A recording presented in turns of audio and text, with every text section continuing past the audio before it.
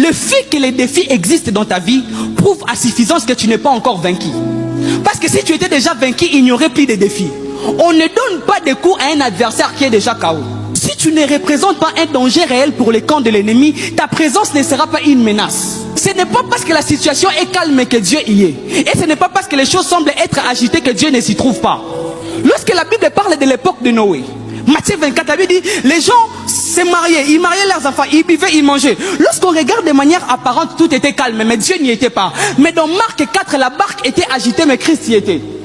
Il est préférable d'être dans un climat de combat. Il est préférable d'être dans un climat de tumulte. Il est préférable d'être dans un climat de défi qui t'amène à ta destinée que vivre dans une fausse paix.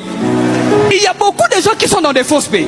Il y a beaucoup de gens qui croient que ça va bien. Or, tu es dans une léthargie qui ne t'amènera jamais à ta destinée. Écoutez, ici Dieu veut amener Israël à conquérir cette nation. Mais lorsqu'ils arrivent, la première information qu'on nous donne, elle dit, Jéricho était barricadé et fermé, personne n'entrait et personne ne sortait. Un défi réel, un défi présent, un défi qu'on ne savait même pas comment détourner et comment avoir la solution. Écoutez mes frères, les défis nous mettent face à nos responsabilités pour qu'on participe au plan de Dieu. Dieu pouvait faire clouer Jéricho avant qu'ils arrivent. Mais Dieu laisse les Jéricho là en présence d'eux pour manifester sa puissance. Mes frères, les premières informations face aux défis ont tendance à nous effrayer. Parce que les hommes étant rationnels réfléchissent en tenant compte des impossibilités. Regarde comment cette information effraie. Personne n'entrait et personne ne sortait. Donc Jéricho était un problème même pour les habitants de Jéricho. Parce que même eux-mêmes ne sortaient pas. Ils vivaient dans une telle autarcie. Maintenant, comment vous allez entrer? Il y a des gens ici à qui leur vie ressemble à un Jéricho. Il y a de ces personnes ici, dans votre famille. Personne ne sort de la liste des célibataires. Personne n'entre dans la liste des mariés. Personne ne sort dans la liste des chômeurs. Personne n'entre dans la liste des travailleurs. Personne ne sort dans la liste des petits hommes. Personne n'entre dans la liste des grands hommes. Aujourd'hui, je vais prophétiser sur ta vie que la puissance de Dieu vienne briser toute limitation. Je ne sais pas à qui je suis en train de parler. Le Seigneur m'a demandé de prophétiser sur la vie de quelqu'un, que tout ce qui te limite, il y a de ces personnes lorsqu'ils regardent à leur famille, apparemment il y a des limites.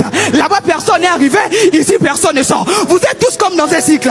Je prie le Seigneur que l'ange de la délivrance de Dieu, que l'Éternel envoie son ange de délivrance, qu'ils soient en train de briser des limitations. Je prie pour quelqu'un ici, qui lorsqu'il regarde à sa vie, il ne sait pas quelle est l'issue de sortie.